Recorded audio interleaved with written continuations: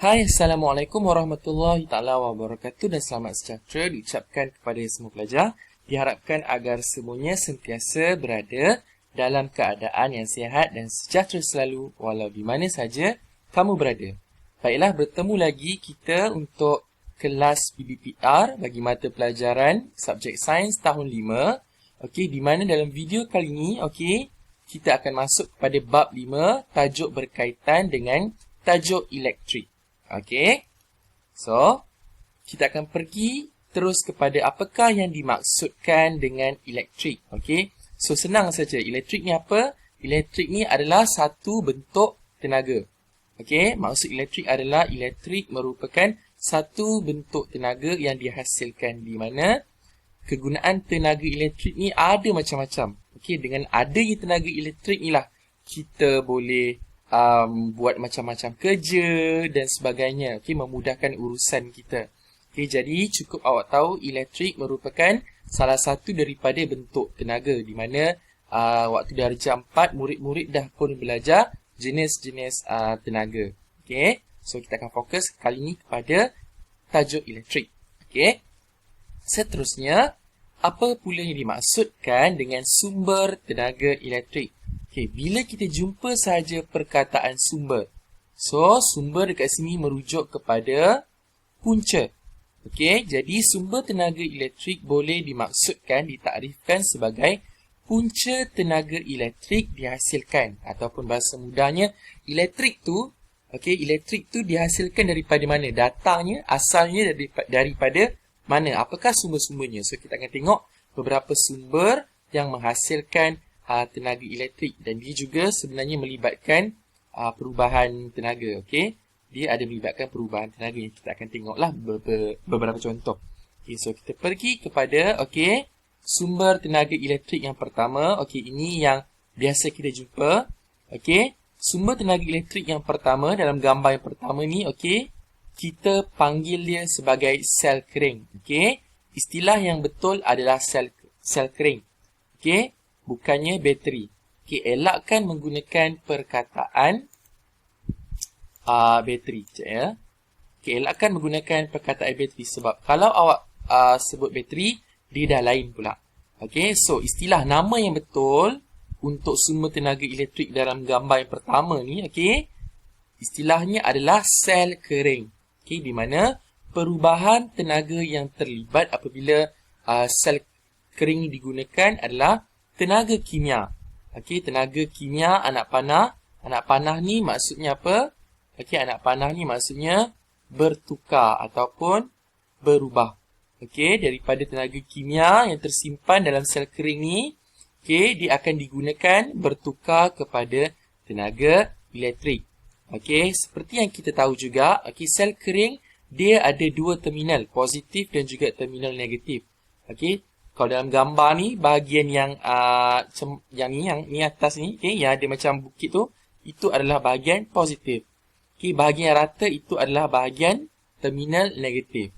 Okey, biasanya senanglah dekat remote awak biasa tengok, dia ada simbol dia. Mana nak letak, terminal mana dengan terminal mana. Okey, sel kering merupakan sumber tenaga yang bersaiz kecil.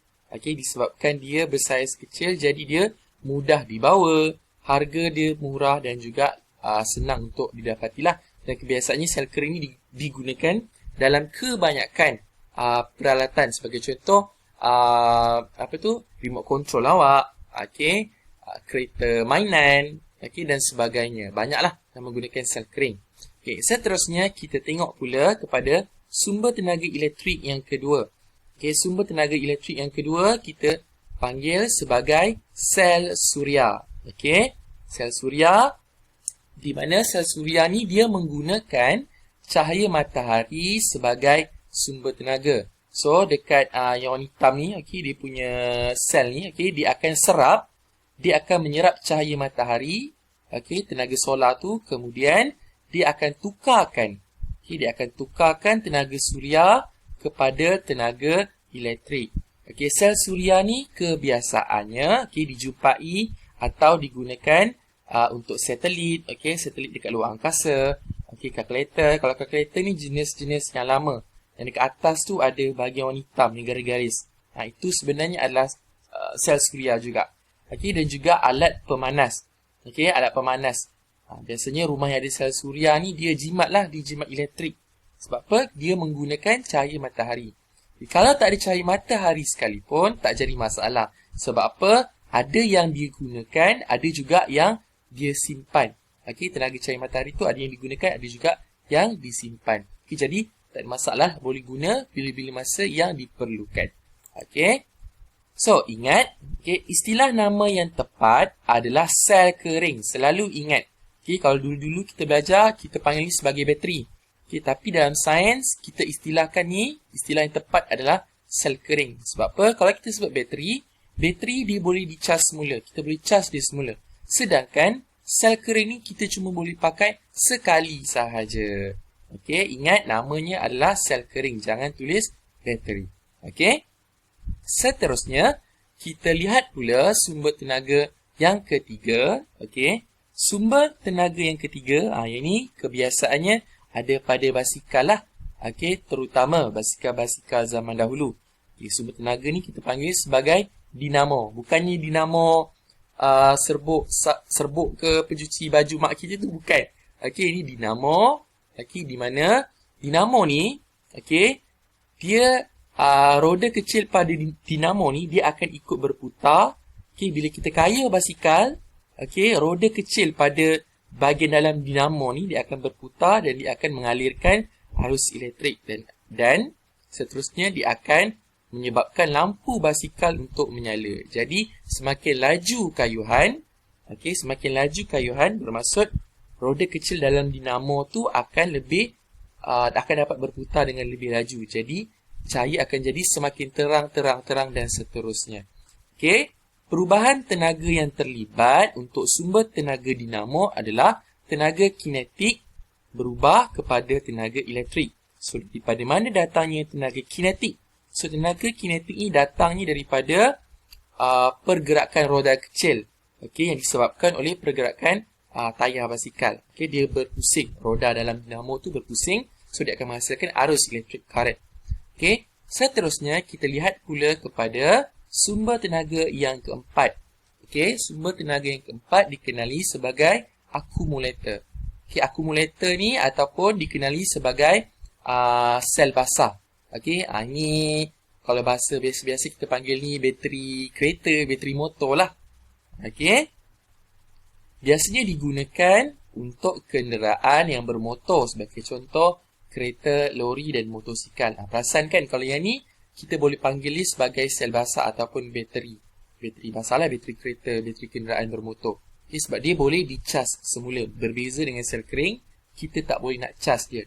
Okay, so perubahan tenaga yang terlibat dalam akumulator adalah tenaga kimia. Dalam bekas ni, dalam bekas akumulator ni dia adalah bahan-bahan kimia ni yang mana dia akan berlaku tindak balas yang mana tenaga kimia yang terhasil akan berubah ditukarkan menjadi tenaga elektrik. Okey, itu adalah sumber tenaga yang keempat. Seterusnya kita lihat pula kepada sumber tenaga yang kelima. Sumber tenaga yang kelima, gambar yang kelima ni, ini jenis yang moden punya. Dikenali sebagai penjana ataupun juga dikenali sebagai generator.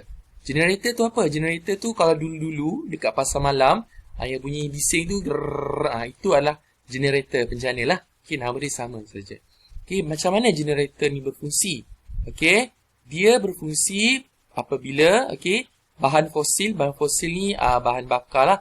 Dia boleh jadi sama ada minyak petrol, dia boleh jadi sama ada minyak diesel. Bergantung lah. So bahan fosil tu apabila dibakar, dalam ni dia akan menghasilkan tenaga kimia dan kemudian tenaga kimia tu dia akan ditukarkan menjadi tenaga elektrik. Jadi menyalalah lampu dekat pasar malam, contoh. Itu adalah penjana.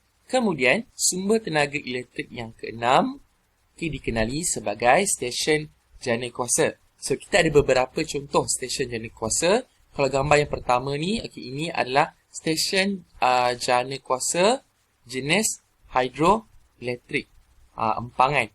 Kita menggunakan tekanan air yang tinggi biasanya dekat kawasan keadaan air, kawasan air terjun. Okey, hidroelektrik kita gunakan air. Okey, kalau gambar yang kedua ni, okey, ini adalah stesen jana kuasa juga. Tapi dia jenis menggunakan kuasa angin. So, dekat bawah tanah ni, dia adalah dia punya turbin. Okey. Kemudian, gambar yang ketiga ni mungkin awak tak familiar sangat. Okey. Gambar yang ketiga ni adalah stesen jana kuasa bagi ombak.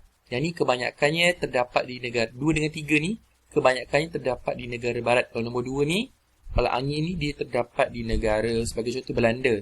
Okey, kalau nombor 3 ni kebanyakannya di negara Perancis. Okey, dia dia jana tenaga melalui menggunakan sumber alam. Okey. So, perubahan tenaga yang terlibat untuk stesen jana kuasa.